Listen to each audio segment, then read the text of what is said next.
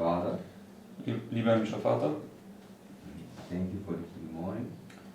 ich möchte dir danken für diesen neuen Morgen. And we ask that you may bless us with new thoughts, Ich möchte dich bitten, dass du uns segnest mit neuen Gedanken and that you help us to understand the gospel better. und dass du uns hilfst, das Evangelium besser zu verstehen. And we also may be enabled to do what we understand. Und dass du uns auch befähigen mögest, das zu tun, was wir verstehen. We pray for a special blessing now in the study. Und ich möchte jetzt um einen besonderen Segen bitten auf dieses Studium. Brother Mark is leading out. Und segne bitte Bruder Mark, wenn er jetzt hier anleitet. Brother Lawrence when he's translating. Und Bruder Lorenz, wenn er übersetzt. And also the live stream. Und segne bitte auch den Livestream. And help us to pay attention Und hilf uns, aufmerksam zu sein and to desire to come closer to you. und danach zu trachten, näher zu dir zu finden. Thank you for this, Jesus. Und wir danken dir dafür in Jesu Namen. Amen.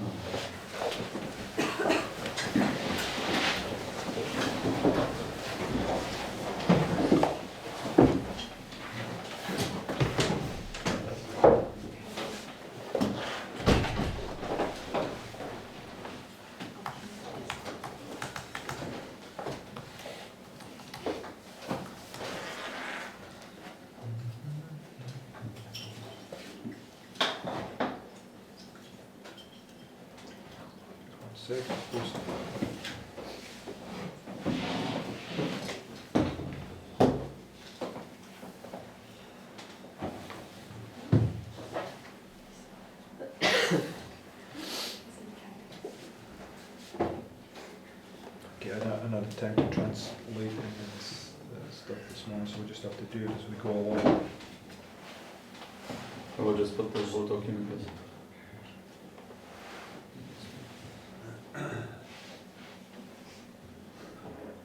Okay, so when we get the notes, we shall begin. Okay, so the focus is on this waymark, right? Also der Fokus ist ja hier auf dieser Wegmarke hier, richtig? And the Lord has purposely designed it that way that as you, and let me just put 2014 and civil Sunday law there. Right? So the Lord has purposed that we would come down through this experience, right? Und der Herr hat es so vorhergesehen, dass wir hier durch diese Erfahrung gehen würden. And as we came down through this experience, we would begin to learn what all these things were meaning, right? Und während wir durch diese Erfahrung hier hindurchgegangen sind, haben wir angefangen zu lernen, was alle diese Dinge hier eigentlich bedeuten. So, and we're now just before this waymark, right? Und wir stehen jetzt unmittelbar vor dieser Wegmarke hier. Now, if we just based our top line here upon Millerite history, Und würden wir jetzt hier diese obere Linie basierend auf der Miller-Geschichte darstellen, August the 11th, 1840 dann wäre hier der 11. August 1840 was a glorious manifestation of the power of God. und das right? war eine herrliche Manifestation der Macht Gottes. And it was based upon a prediction. Und diese Manifestation basierte auf einer Vorhersage. And that history is going to repeat itself, right? Und diese Geschichte wird sich wiederholen. So, in order for the whole earth to be filled with the glory, a prediction has to be made to be fulfilled, right? Und damit sich die ganze Erde mit der Herrlichkeit Gottes erfüllen kann, muss eine Vorhersage gegeben worden sein, die dann sich erfüllt hat.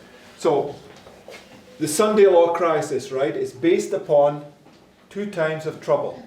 Und die Sonntagsgesetzkrise, sie basiert ja auf 2 Zeiten der Trübsal. Right? And that's what we're going to look at this morning. Und das ist, was wir uns heute Morgen anschauen möchten. And those 2 times of trouble are, or should I say, yes, when you bring that fractal down here, those 2 times of trouble just prefigure they're a lesser fractal of the 2 Sunday laws, right? Also diese beiden Zeiten der Trübsal hier unter einer Sonntagsgesetzkrise sind letztendlich einfach nur ein geringeres Fraktal von diesen beiden Sonntagsgesetzkrisen. Right? And we can understand that the first time of trouble is marked by World War I. Und wir verstehen, dass diese erste Zeit der Trübsal ist dargestellt durch den Ersten Weltkrieg. And the second time of trouble is the Second World War, right? Und die zweite Zeit der Trübsal ist der Zweite Weltkrieg. So let's go to this quote from 1 Testimonies 2:68. Und lass uns nochmal das Zitat hier aus 1. Testament 268 lesen. It says, I was shown the inhabitants of the earth in the utmost confusion. War, bloodshed, privation, want, famine, pestilence were abroad in the land. As these things surrounded God's people, they began to press together and to cast aside their little difficulties. Self-dignity no longer controlled them. Deep humility took its place. Suffering, perplexity, and privation caused reason to resume its throne, and the passionate and unreasonable man became sane and acted with discretion and wisdom. So the purpose of this first time of trouble, this time of trouble here, is to do what? Der Sinn und Zweck dieser ersten Zeit der Trübsal ist was? Yes, to turn you back to reasonable, sane people, not controlled by your feelings anymore, right? Also dich zurückzubringen zu wirklich nachdenklichen und vernünftigen Menschen, die nicht mehr nur jetzt von ihren Gefühlen kontrolliert sind. Okay. It says, my attention was then called from the scene. There seemed to be a little time of peace, right? So we know that this little time of peace here that's marked in this quote is sort of a parallel to this little time of peace here, right? Wir wissen, dass diese kleine Zeit des Friedens hier in diesem Zitat eine Parallele ist dann zu dieser kleinen Zeit des Friedens hier. Once more the inhabitants of the earth were presented before me, and again everything was in the utmost confusion. Strife, war, and bloodshed, with famine and pestilence raged everywhere. Other nations were engaged in this war and confusion. War caused famine, want and bloodshed caused pestilence. And then men's hearts failed them for fear, and for looking after those things which are coming on the earth. So, the perfect fulfillment of this is the Sunday law crisis, right? Also die perfekte Erfüllung von dem, was sie hier beschreibt, ist also die Sonntagsgesetzkrise. Because it deals with the shaking of the earth and the shaking of the heavens and the earth. Denn Right? sie handelt ja von der Erschütterung der Erde und der Erschütterung des Himmels und der Erde. So at the end of the little time of peace, it says, men's hearts failing them, right? Also am Ende der kleinen Zeit des Friedens steht dann, dass die menschlichen Herzen versagt haben aus Furcht. Because of the fear that comes at this point right here, right? Wegen dieser Furcht, die dann ab diesem Punkt über sie kommt. Right? Okay. So, last night Fyodor was putting in place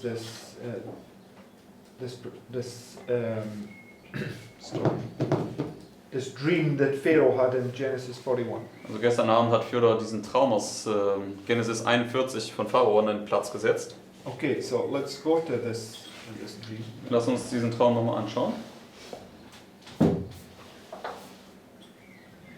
Verse 22. Dann fangen wir dort in Vers 22 an, also 1. Mose 41 ab Vers 22.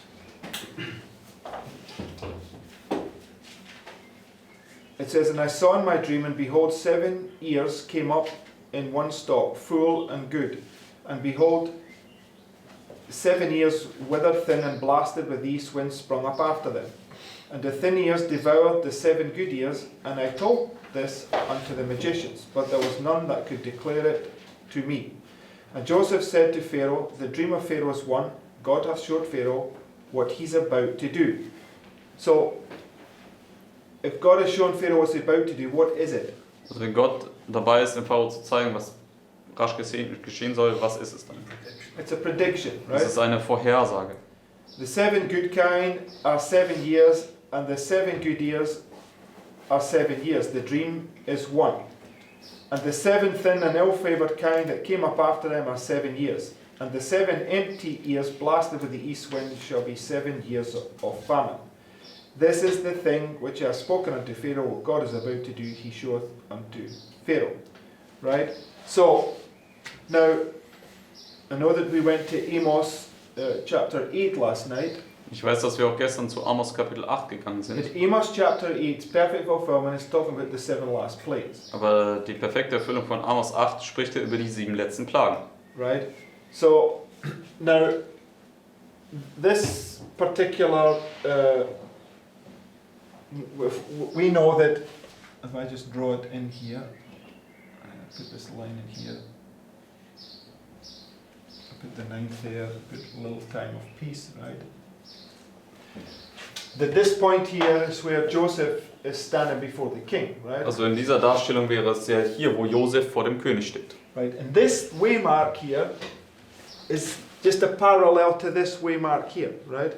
Aber diese Wegmarke von der 9. Stunde ist einfach nur eine Parallele von dieser Wegmarke. So he says what God is about to do, right? He showeth unto Pharaoh, right? Also was Gott dabei ist zu tun, das zeigt er dem Pharao. He says, I'll just write here, 7 years of plenty followed by 7 years of famine. Also 7 Jahre der Fülle, gefolgt von 7 Jahren der Hungersnot. Right? So we can just take this fractal and lay it under here. We know that this would be the Sunday law crisis, this would be the 7 last plagues, right? Wir könnten jetzt dieses Fraktal hier nehmen, hier runter ausspannen und das wäre dann die Sonntagsgesetzkrise und das wäre die 7 letzten Plagen. Okay, so many things that it shows, right? Also viele Dinge, die das letztendlich zeigt. But we understand from that there's a prediction talking about this point, and there's a prediction talking about this point, right? Which is this point, right? Also, was Sie sehen können, es gibt also eine Vorhersage, die über diesen Punkt hier spricht. Und dann gibt es eine Vorhersage, die über diesen Punkt hier sprechen würde, was auch dieser Punkt hier ist. Okay, because you're predicting this, and then when you get here, you're now predicting this, right? Also, du sagst das hier voraus. Und wenn du dann hier stehst und angekommen bist, dann sagst du das hier voraus. Right? Okay. I just want us to see that point. And it's talking about an east wind, right? Und es spricht ja über diesen Ostwind, der kommen soll. So, basically, you have an east wind here and an east wind here, Also right? letztendlich also ein Ostwind hier und ein Ostwind dort. Because in August 1140 was a prediction about the east wind, right? Denn 11. August 1840 war ja unter anderem die Vorhersage über den Ostwind. Okay, but when we bring it back down here, this one is about it being loosed, and this one was about it being held, right? Und wenn wir es aber hier runter übertragen, das war ja eine Vorhersage über, wie der Ostwind gehalten werden würde und hier, wie er gelöst werden wird. Okay, but anyway, August 1140 was about it being held, but I think there's, when you put 9/11 on there, it's also about it being loosed. But that's 11. August 1840 war ja, wie letztendlich der Ostwind gehalten worden ist, aber wenn wir noch den 11. September dort drüber legen würden, hätte man auch, dass er gelöst ist.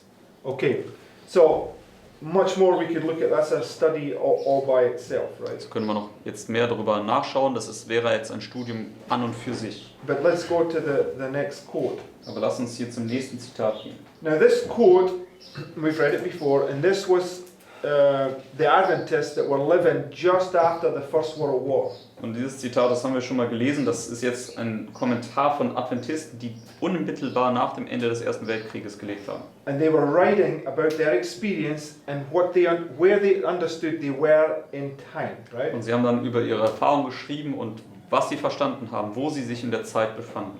Okay, and that's what Adventists are meant to do. They're meant to know where they are in prophetic time. Und das ist ja, was eigentlich die Adventisten tun sollen. Sie müssen verstehen, wo sie in der prophetischen Zeit sich befinden. So let's begin. It says, Lass uns anfangen. over 60 years ago, and referring to the recent European conflict in a special testimony, Sister White said, I saw Europe just as things were moving to accomplish their desire.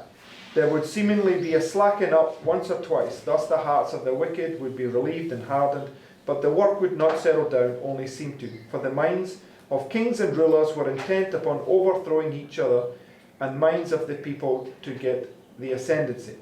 So, they just refer back to when Sister White wrote this, and they're speaking about the First World War. Also, sie sprechen letztendlich über das, was Ellen White damals erwähnt hatte, und sie beziehen das jetzt auf den Ersten Weltkrieg. Right? And then, next paragraph, Nächster Absatz. it says, probably to this little time of seeming peace, the statement in volume 1, page 268, that's what we read at the beginning, right? Und das ist ja, was wir am Anfang gelesen haben, das Zitat. So they're referring now to the quote from 1 Testimonies where there was war, rumours of war, a little time of peace, and then this great fear came upon everybody. Also sie beziehen sich jetzt auf das Zitat, wo es Kriegsgerüchte gibt und dann diese kleine Zeit des Friedens und dann wieder diese Kriege und Blutvergießen und so weiter und diese Furcht über alle kommt. It says there seemed to be a little time of peace. This time of apparent peace is followed by the final world conflict. Now, if we just go to reform line, what do we understand this is right here? Also wenn wir zu unserer Reformlinie kommen, was verstehen wir? Was ist das hier? It's their final test. Das ist unser finaler Test. Okay, so they understood that it was the final conflict, right? Und sie haben verstanden, dass der nächste Krieg dann dieser finale Konflikt sein würde. It says, Sister White, in referring to it, said, once more the inhabitants of the earth were presented before me, and again everything was in the utmost confusion. Strife, war, and bloodshed, with famine and pestilence raged everywhere. Then men's heart failed them for fear and for looking after those things which are coming on the earth. When peace was declared in Europe, men were still hopeful through a league of nations to bring about what? Okay, what's the reign of peace? Sie haben versucht, durch einen Völkerbund eine Regentschaft des Friedens herbeizuführen. Was wäre das? Yes, the 1,000 years, right? Das wäre diese 1000 Jahre des Friedens, dieses Millennium. And this is the final review, right? Und das hier ist ja auch die finale Untersuchung hier. So when you come to the final review, what's beginning? Und wenn du zur finalen Untersuchung kommst, was fängt dort an? What's beginning? The millennium, the 1,000 years, right? Das Millennium, die 1000 Jahre. Because Christ is now come and he's going to give you your reward. It's marking the beginning of the 1,000 years. Right? Christus kommt dir jetzt und er gibt dir deinen Lohn und das markiert dann den Anfang der 1000 Jahre des Millenniums. So,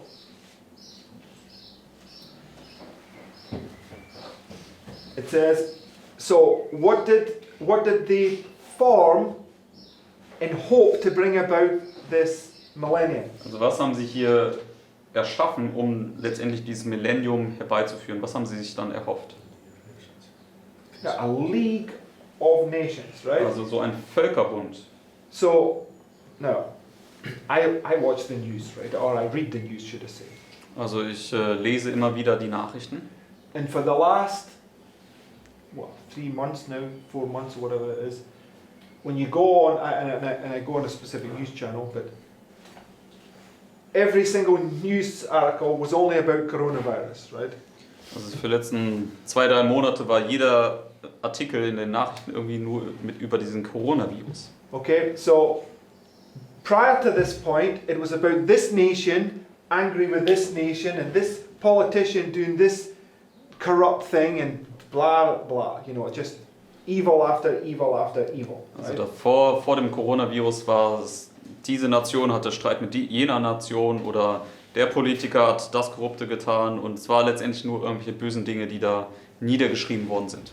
And all of a sudden, all that gets put aside and they're all helping each other with the coronavirus, right? Und auf einmal ist das alles, diese Streitigkeiten erstmal beiseite gelegt worden und sie helfen sich jetzt gegenseitig, um dieses Coronavirus zu bekämpfen. And how did that come about? Und wie kam es dazu? Because America closed its borders. Und wie es dazu gekommen ist, weil Amerika seine Grenzen zugemacht hat. So as soon as America made that move, everybody followed suit. The whole world followed suit. Sobald Amerika das gemacht hat, hat die ganze Welt dem nachgemacht. Okay? So we almost see them all, Iran and America and etc. They're all cooperating with each other to help each other out with this problem, right? Also, und jetzt können wir sehen, wie Iran, Amerika und andere Länder, sie helfen sich jetzt gegenseitig aus, um hier mit diesem Problem umzugehen. So the point is that it's teaching us that right at this way mark, there's a league, right? Also, was es uns lehrt, ist, dass hier an dieser Wegmarke es diesen Völkerbund gibt oder diesen Zusammenschluss. What's another name for a league? Was ist ein anderer Name, den man so einem Zusammenschluss geben könnte? A confederacy, right? Eine Konföderation.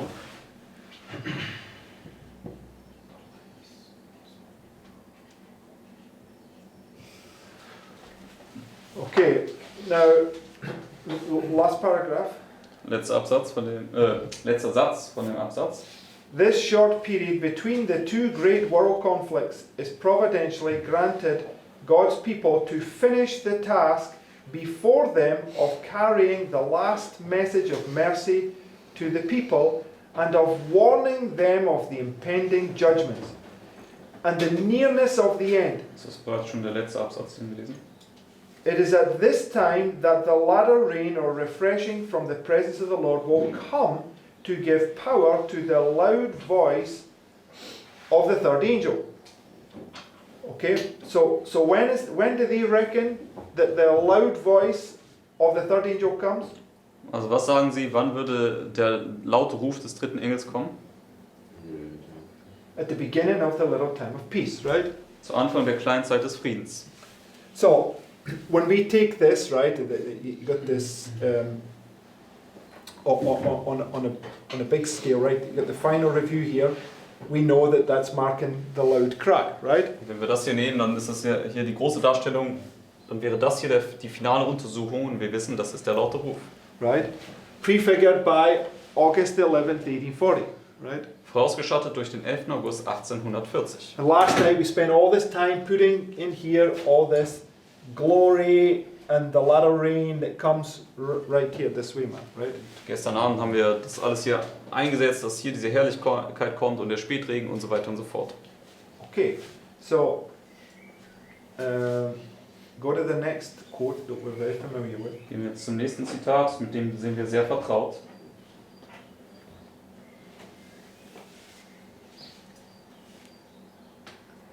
It says, when Jesus began his public ministry, he cleansed the temple from its sacrilegious profanation. Among the last acts of his ministry was the second cleansing of the temple. So, at the beginning and at the end, right? Two temple cleansings, Also am Anfang und am Ende diese zwei Tempelreinigungen. right? So, in the last work for the warning of the world, two distinct calls are made to the churches. The second angel's message is Babylon has fallen, that great city, because she made all nations drink of the wine of the wrath of her fornication. That's the Sunday law, right? Das ist das Sonntagsgesetz. Morgen 18. And in the loud cry of the third angel's message, a voice is heard from heaven saying, "Come out of her, my people, that ye be not partakers of her sins, that ye receive not of her plagues." Right? So what's the second call? Also was ist der zweite Aufruf?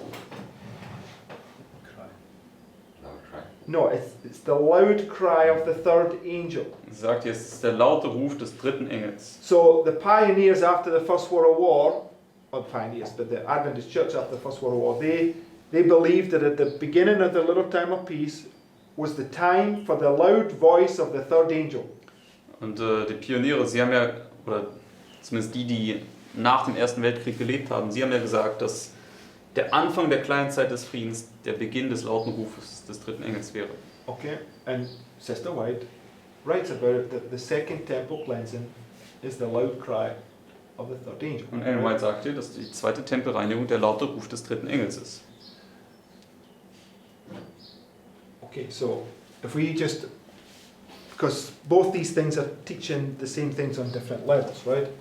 Beide diese Dinge, die lehren letztendlich dieselbe Lehre, nur auf unterschiedlichen Ebenen. So what's it telling us is going to happen right here? Was sagt uns das dann? Was wird hier Mitternacht passieren? The temple will get cleansed, right? Der Tempel wird gereinigt werden. Okay. Next quote. Nächstes Zitat.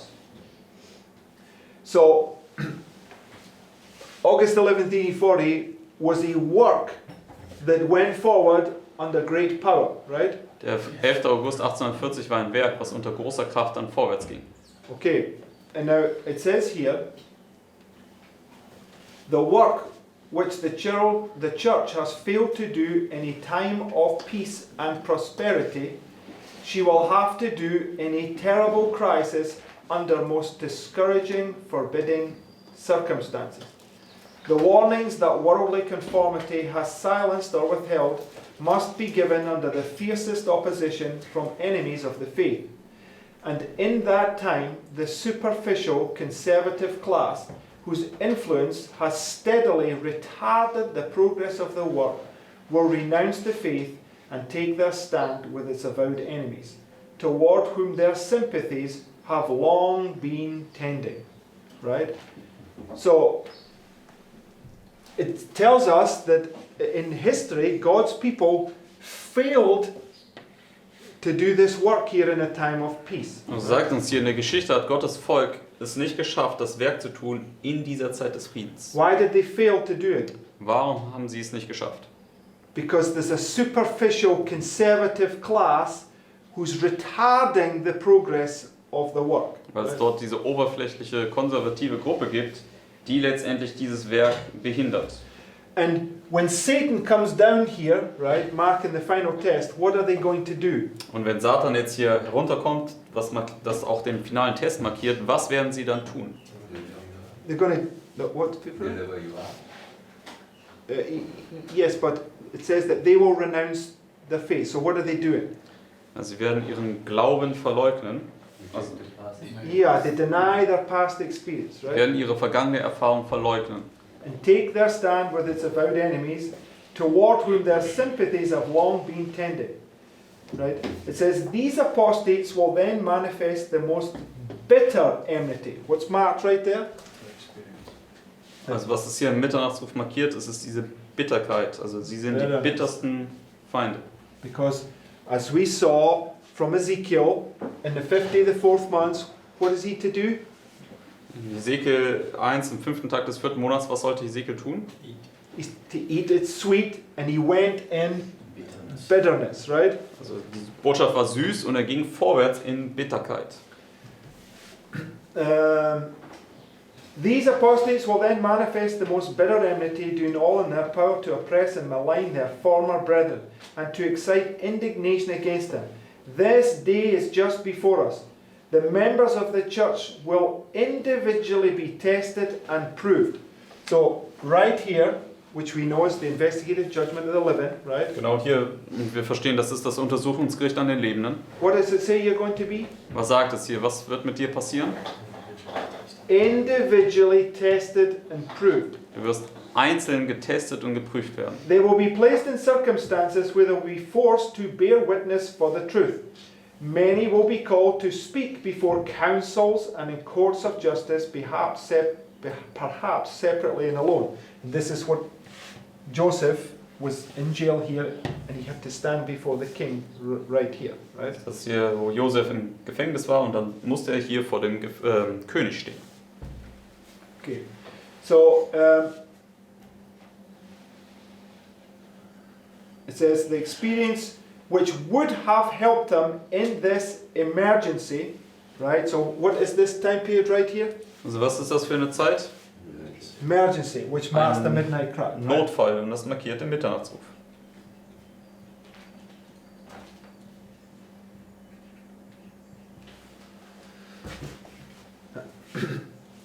They have neglected to obtain, and their souls are burdened with remorse for wasted opportunities and neglected privileges. Right? It's warning us. Right? Heed this warning. Right? Das warnt uns hier ganz klar. Lasst uns darauf achten. now I want to come to our next quote from early writings, 54. Gehen wir zum nächsten Zitat aus Frühe Schriften 54. Now, last night when Fyodor brought in this thing with Genesis 41, when he initially said it, I was thinking to myself, okay, and I just sat there and considered it, right? So I considered it and I thought, okay, I get that now and it makes sense, right? So gestern Abend, als Bruder Fjodor dann hier das mit den 7 Jahren der Fülle und der Dürre dann aufgezeigt hat, habe ich das erstmal so sacken lassen. Und ich habe es erstmal betrachtet und habe gesagt, ja, das ist logisch, ich kann das erstmal so annehmen. Okay, so I want you to consider this point. I don't want any arguments about it. I want you to go away and I want you to go and consider it, right? Deswegen genau dasselbe möchte ich jetzt von euch verlangen, dass, was ich jetzt auslegen werde, dass ihr das erstmal einfach betrachtet Because und dann mal das sacken lasst und darüber nachdenkt. I just know that our mindsets. But anyway, let's read, right? Lass uns das lesen. It says, before the throne I saw the Advent people, the church and the world. I saw two companies. One bowed down before the throne, deeply interested, while the other stood in, uninterested and careless. So you've got two classes, right? Also wir haben hier 2 Klassen. Those who were bowed before the throne would offer up their prayers and look to Jesus. Then he would look to his Father and appear to be pleading with him. A light would come from the Father to the Son, and from the Son to the praying company. Then I saw an exceeding bright light come from the Father to the Son, and from the Son it waved over the people before the throne. Now I want you to consider this point, right? Und ich möchte, dass ihr diesen Punkt betrachtet. Now when we come to hear the sealing message that goes forward at the Sunday law was Revelation 7, right? Und hier am Sonntagsgesetz ist diese Versiegelungsbotschaft die Botschaft aus Offenbarung 7. And it says hold, hold, hold, hold, right? Und die Botschaft sagt, haltet, haltet, haltet, haltet. And in that quote it says, I saw an exceeding bright light. Und in Right? diesem Zitat sagt Ellen White, ich habe dieses überaus helle Licht dann gesehen. So at the beginning, you have this exceeding bright light, right? Deswegen am Anfang haben wir hier dieses überaus helle Licht markiert. And I read a quote about August 11th, 1840 the other day, and it says that it was an exceeding bright light went before them. Und den anderen Tag habe ich euch ein Zitat geteilt, wo gesagt worden ist über den Engel aus Offenbarung 10, hier am 11. August 1840, dass vor ihm auch ein überaus helles Licht hervorging. So at the end here you have an exceeding bright light. Deswegen auch am Ende haben wir dann hier ein überaus helles Licht markiert. Okay, now, so I want us to consider where were we? Okay, the highlighted bit, yes. It says, but few would receive this great light. Many came out from under it and immediately resisted it. Others were careless and did not cherish the light, and it moved off from them. Some cherished it and went and bowed down with the little praying company. This company all received the light and rejoiced in it, and their countenances shone with its glory. Now, the other day, I took this quote. She starts off with the loud cry of the third angel, right? Am anderen Tag habe ich dieses Zitat gezeigt, dass sie hier mit diesem lauten Ruf des dritten Engels beginnt. And it starts off with the 1840 to 1844 was a glorious manifestation of the power of God. Und sie hat gesagt, 1840 bis 1844 war diese herrliche Manifestation der Macht Gottes. And she parallels it to the loud cry of the third angel, Und sie setzt es parallel mit dem lauten Ruf des dritten Engels. right? So what I'm saying is we just mark it here that this glory right here is the loud cry of the third angel. Und wir markieren ja, also dass das hier diese Herrlichkeit und der laute Ruf des dritten Engels ist. And what does it say? It says they went forward from place to place, their faces lit up with its glory, right? Und sie gingen ja vorwärts von Ort zu Ort und ihre Angesichter leuchteten mit der Herrlichkeit.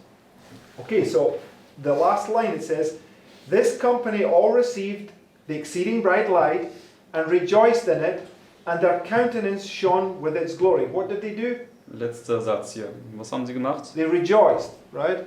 Sie haben sich gefreut. Okay, so I want us to consider that maybe the exceeding bright light is here at the beginning, marking the loud cry of the third angel, right? So just consider it. Right? Also ich möchte vorschlagen, dass dieses überaus helle Licht vielleicht hier am Anfang ist. Und Okay. ich möchte, dass ihr das erstmal betrachtet. Next paragraph. Nächster Absatz. I saw the Father rise from the throne. Does Sister White see him sitting on the throne? Sieht Ellen White, wie der Vater auf dem Thron sitzt? Yeah, she says, yeah, but you cannot see him because if you see him, he would cease to exist, right? Sagt, ja, du sitzt auf dem Thron, aber du kannst ihn nicht sehen, denn wenn du ihn sehen würdest, du würdest aufhören zu existieren. It says, and in a flaming chariot go into the Holy of Holies within the veil and sit down. Then Jesus rose up from the throne, and most of those who were bowed arose with him. I did not see one ray of light pass from Jesus to the careless multitude after he arose, and they were left in perfect darkness. Those who arose when Jesus did kept their eyes fixed on him as he left the throne and led them out a little way. Right? So I want to make a suggestion, right? We can correct it if it's no, but I'm just saying suggestion, is that this would be the little way, Ich right? möchte jetzt hier einen Vorschlag machen, dass das hier dieser kleine Weg wäre. This would be this work that they're doing here under the loud cry of the third angel, right? Das wäre das Werk, was sie unter dem lauten Ruf des dritten Engels tun würden. Then it says, then he raised his right arm, and we heard this lovely voice saying, wait here. Now, when did Christ do that in Advent history? Nun, wann hat Christus das an der Adventgeschichte getan? Which one you say? October 22nd, right? Am 22. Oktober. And what began on October 22nd? Was fing am 22. Oktober an? The investigative judgment. No? Das Untersuchungsgericht. So we know that, for instance, we have here October 22nd marking the beginning of the investigative judgment, right? Wir wissen, dass hier das den 22. Oktober markiert, den Anfang des Untersuchungsgerichts. What does he say? Was sagt er hier? He says, wait here. I am going to my Father to receive the kingdom. Keep your garments spotless, and in a little while I will return from the wedding and receive you to myself. So where's he going to go? Wo wird er hingehen? To do what? Zu seinem Vater, um was zu tun? No. Yes, that's what it says. But to do what? Was tut er dort? To prepare. To do the investigative judgment, right? Das Untersuchungsgericht durchzuführen. So the investigative judgment can't begin until Christ is there with his Father, right? Das Untersuchungsgericht kann nicht anfangen, es sei denn, Christus kommt hier zu seinem Vater. We were always dividing this quote up and chopping a bit of it out and put it back, but I'm just saying, if you read it through, That's also in line with, in a little while you won't see me anymore. yes, okay, just let's read it, right? Lass uns das weiterlesen. It says, wait here, I am going to my Father to receive the kingdom. Keep your garments spotless. What is that referring to? Also worauf nimmt das hier Bezug, wenn er sagt, haltet eure Kleider rein? Why is he telling you that? Warum sagt er dir You've das? got the white gown. Because you've got the wedding garment on, but you're about to be tested individually alone in this time period, right? Weil du hier getestet werden wirst als Individuum in dieser Zeit hier. It says, and in a little while I will return from the wedding and receive you to myself, right?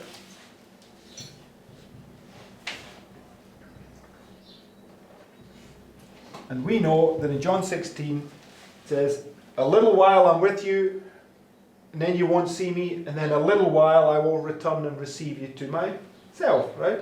Wir wissen, dass Jesus sagt, ja, in einer kleinen Weile, dann werdet ihr mich nicht mehr sehen, aber in einer kleinen Weile, dann werde ich wiederkommen und euch sozusagen zu mir nehmen. Just go to John 16, let's read that. Gehen wir zu Johannes 16.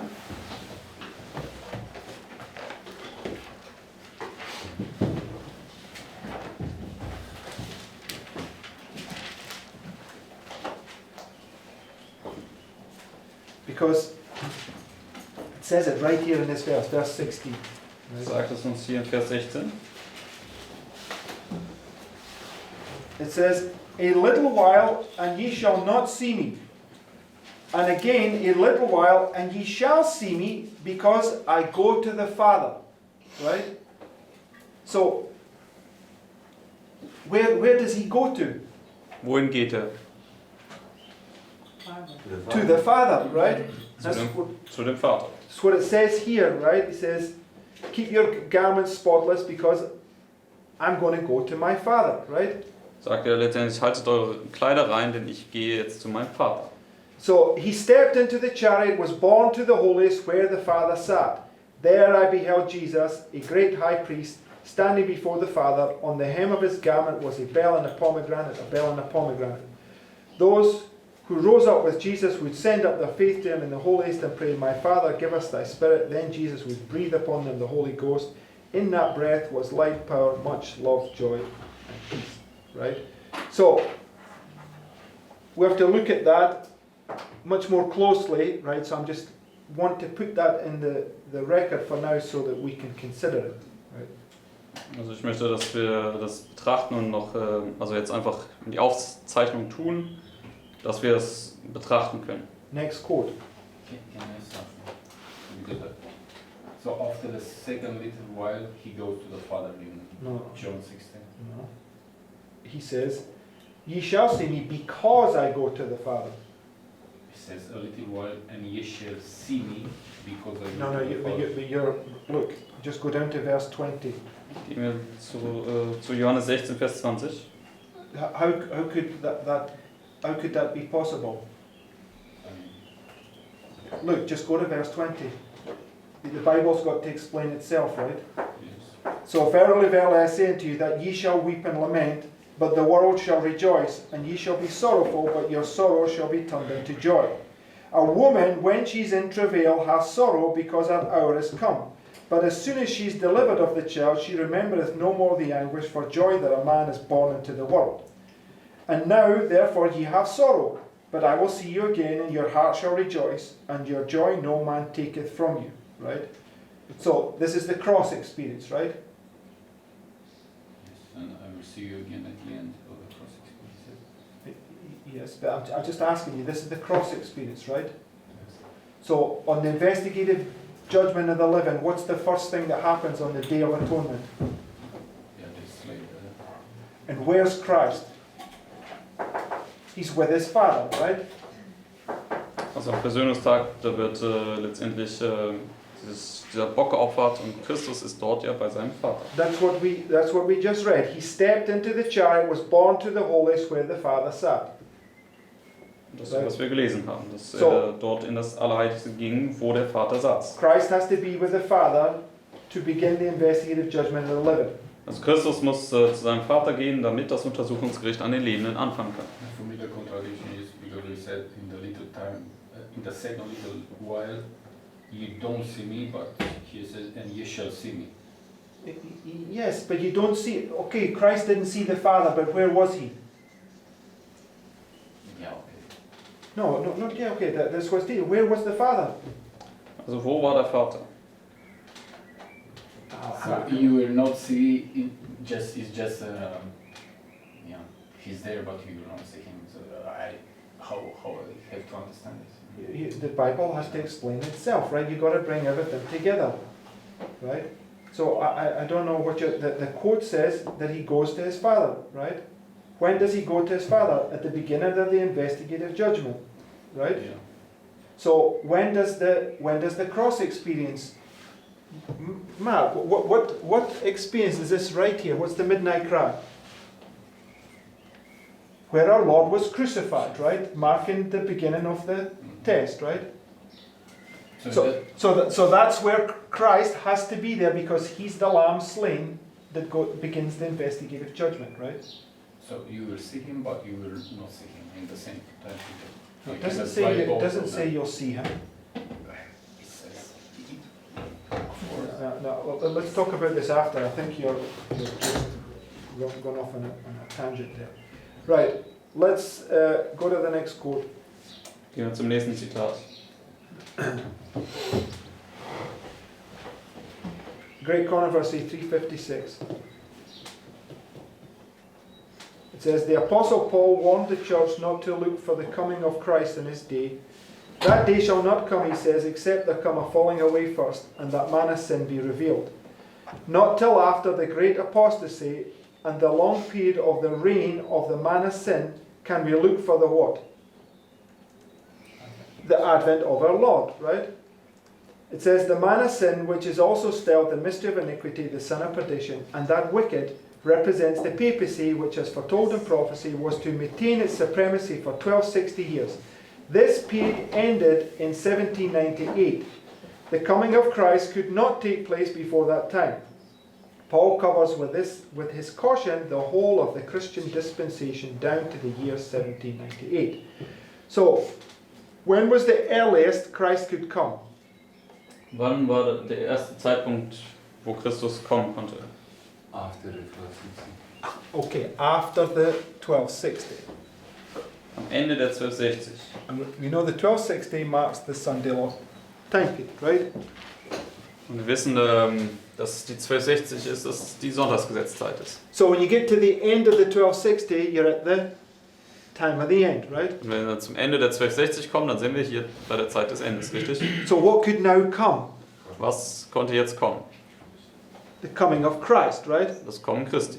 And this is what all this is marking, this exceeding bright light, the baptism where he's filled with the Holy Spirit, the glory shown to Ezekiel. It's all marking the second coming, right? Das markiert hier dieses zweite Kommen, diese Herrlichkeit, du bist gefüllt mit dem Heiligen Geist und so weiter und so fort.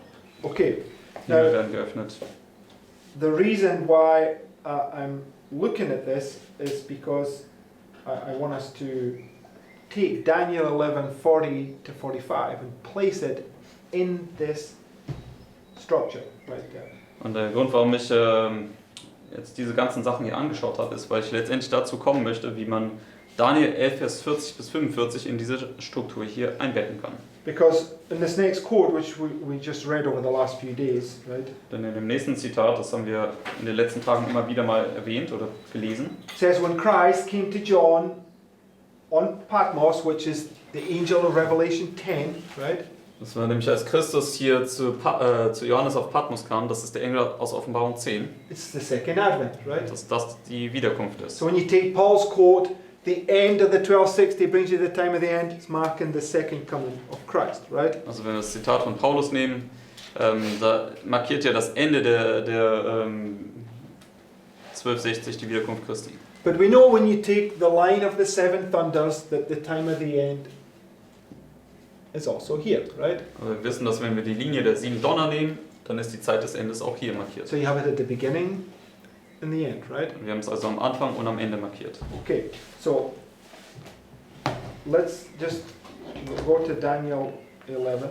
Gehen wir jetzt zu Daniel 11. Because we'll look at these closer as we go on, but I want us just to see this structure and then we can do our own personal studies on it. Ich möchte, dass wir es einfach genauer betrachten, dass wir diese Struktur sehen können und dann können wir unsere eigenen persönlichen Studien darauf aufbauen. So, in verse 40. Daniel 11 beginnt mit Vers 40. Now, God demonstrates the end by the beginning, right? Und Gott zeigt ja das Ende vom Anfang auf. So, this is talking about the beginning. It says, and at the time of the end, Es spricht jetzt hier über den Anfang, zur Zeit des Endes. okay, shall the king of the south push at him, right? So what should we see at the end? Was sollen wir also folglich am Ende sehen? The king of the south pushing at the king of the north, right? Dass ebenso der König des Südens gegen den König des Nordens stößt. Do we see that at both ends? Können wir das an beiden Enden sehen? Yes, because it's what Lawrence was marking the other day, that the 10 kings rising up against the north right here at the end, right? Also das ist ja hier, wo die 10 Könige dann am Ende gegen den König des Nordens hier aufbegehren. Okay, so it says, at the time of the end shall the king of the south push at him, and the king of the north shall come against him like a whirlwind, with chariots, with horsemen, with many ships. He shall enter into the countries and shall overflow and pass over, right?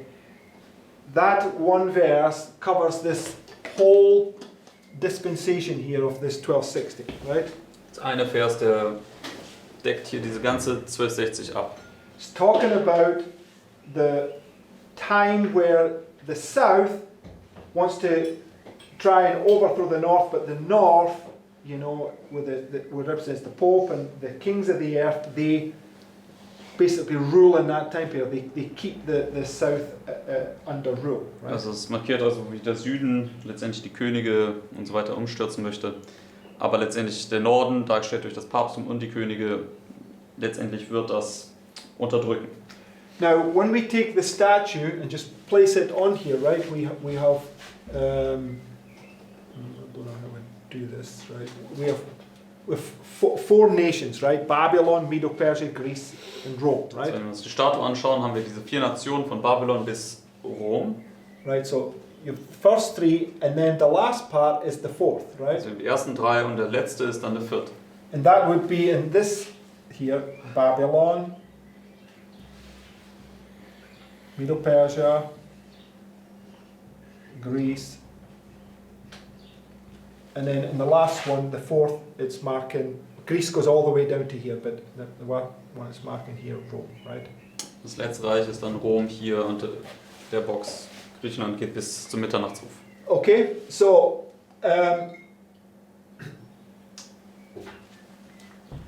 when you go to verse 41, Wenn wir jetzt zu Vers 41 kommen, it says, "He shall enter also into the glorious land, and many countries shall be overthrown, but these shall escape out of his hand, even Edom and Moab and the chief of the children of Ammon."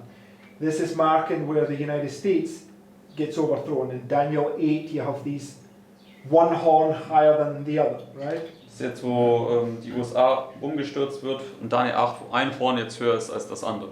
And then you come to verse 42. Jetzt kommen wir zu Vers 42. He shall stretch forth his hand also upon the countries, and the land of Egypt shall not escape. Right? This is now the 10 kings. This is the goat. Now he's coming into play, right? Also sind jetzt hier die 10 Könige, dieses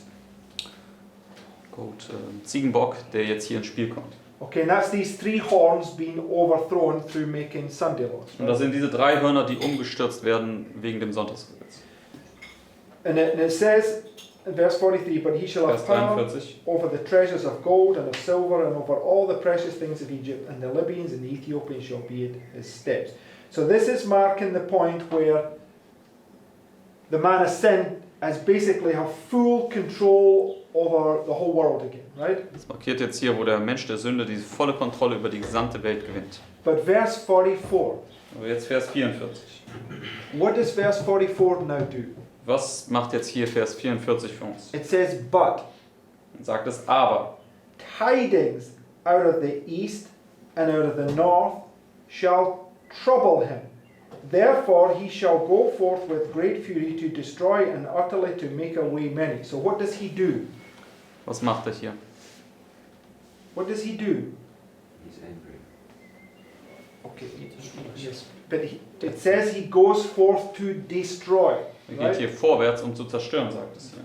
Where is that marked on a line? Wo ist das auf unserer Linie markiert? Okay, First World War, Adventists, the First World War in general, is it marking Christians being put to death? Der Erste Weltkrieg markiert das hier, dass Adventisten zu Tode gebracht worden sind.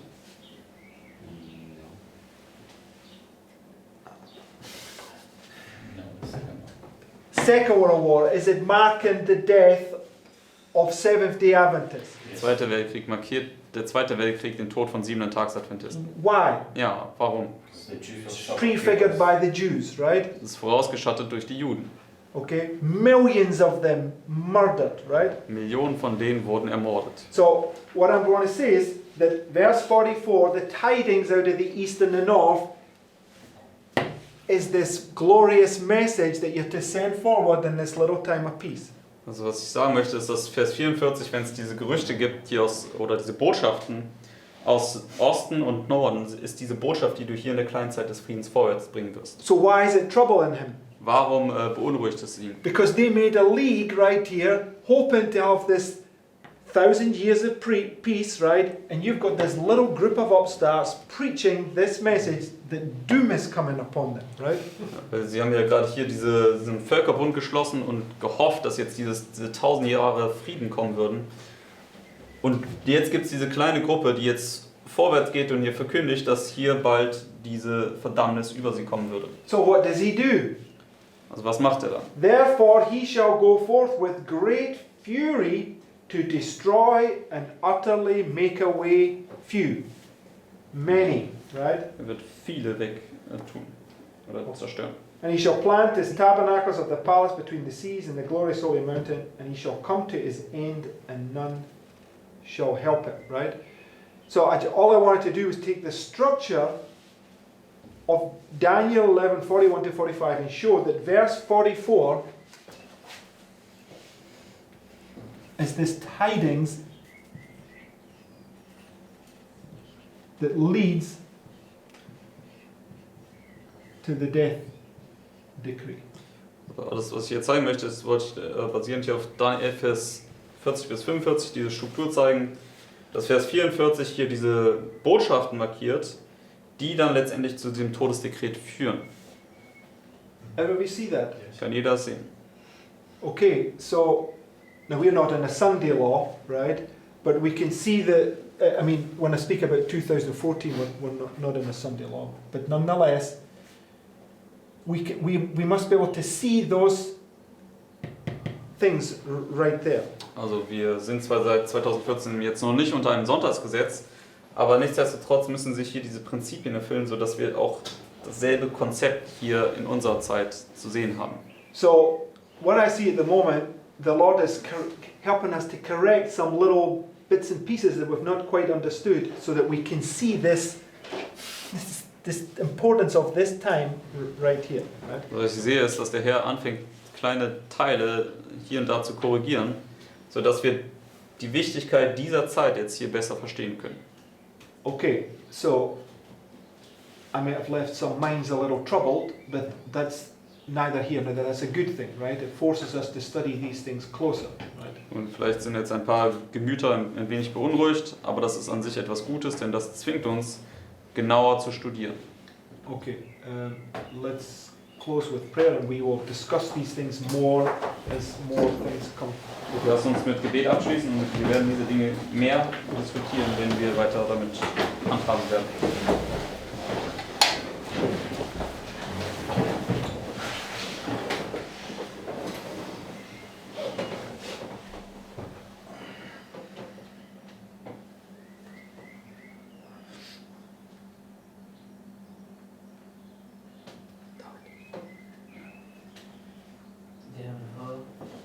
Lieber himmlischer Vater, we thank you, Lord, for this new day of life danke für diesen neuen Tag des Lebens, and for everything that we could learn this morning. für alles, was wir heute Morgen lernen durften. I pray that you help us to understand what's coming in the near future upon us, Und bitte hilf uns, dass wir verstehen, was in der nahen Zukunft über uns kommen wird. and that you help us to be prepared for that time. Und dass du uns hilfst, vorbereitet zu sein für diese Zeit. I pray that you please forgive us our sins Und ich bitte, dass du uns bitte verzeihen mögest unsere Sünden and help us to repent from them. und hilf uns davon abzukehren. I pray that you please be with us this day in everything we do, Und bitte hilf uns, dass du heute mit uns bist in allem, was wir tun and that you guide our steps. und dass du unsere Schritte führst. In the name of Jesus. Amen. Im Namen Jesu. Amen. Amen.